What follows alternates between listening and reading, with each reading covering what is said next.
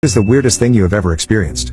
1. Some years ago when I was traveling I was hungry and needed to kill time, so I walked into a restaurant. When I walked in, the hostess greeted me by name and asked if I was going to the bar, which I said I was. I sat at the bar and the bartender also greeted me by name and asked if I was having a Coors Light, which was my beer of choice. As I sat there, several other employees came up to me also greeting me by name and asking how I was. Finally, one server came up to me and said she'd be ready in a couple minutes, then, after giving me a funny look, said, "You're not my husband." Right about then another guy walked in and sat at the bar near me. He looked at me and I looked at him. We could have been twins. He was the server's husband and his name was also John. I was about 500 miles from home when this happened and had never been in that area before. That was the most bizarre thing that ever happened to me.